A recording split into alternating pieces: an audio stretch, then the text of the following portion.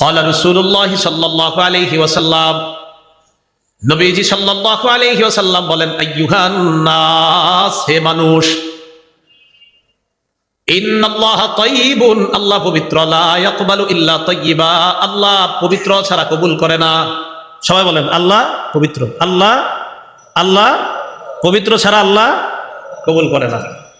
নবীজি বলেন, ইন্নাল্লাহা আমারুল মুমিনিনা বিমা আমারা বিহিল মুরসালিন। অনুবাদটা কিভাবে করি দেখেন। নবীজি বলেন, আল্লাহ ইমানদারদেরকে একটা হুকুম দিয়েছেন, অবিকল যেই হুকুমটা রাসূলদেরকে দিয়েছেন। সুবহানাল্লাহ।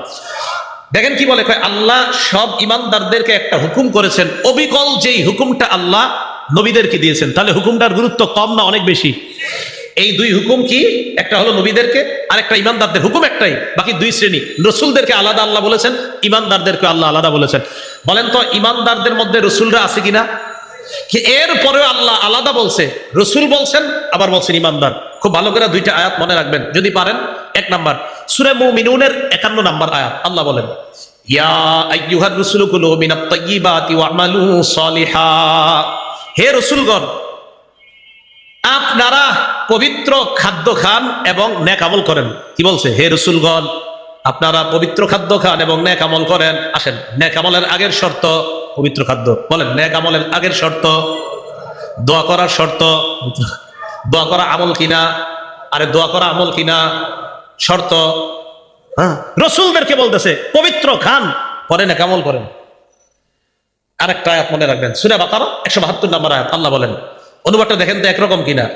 ইয়া আইয়ুহাল্লাযীনা আমানু কুলু মিন তাইয়্যিবাতি মা রাযাকনাকুম, রাসূলদেরকে বললেন, হে রাসূলগণ, পবিত্র খাবার খান।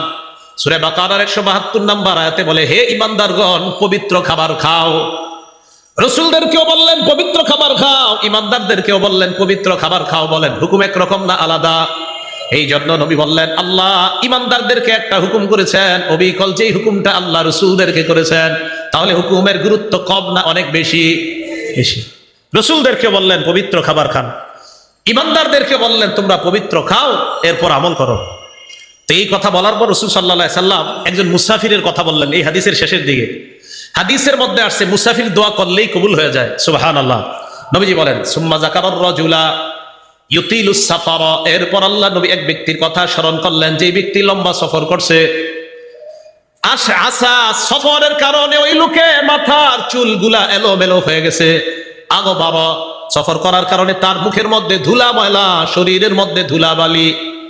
এবার ওই ব্যক্তি সফরে গিয়ে আল্লাহরে কয়, ইয়া রব্বি, মাবুদ তুমি কবুল করো, কবুল করো, এটা দাও, ওটা দাও। নবীজি বলছেন, সফরে গিয়ে দোয়া করলে দোয়া কবুল হয়ে যায়। মুসাফির বারবার কয়, আল্লাহ এটা দেন, ওটা দেন, কিন্তু দোয়া কবুল হয় না। ঘটনা কি? নবী না বলছে কবুল হয়, কিন্তু হচ্ছে না।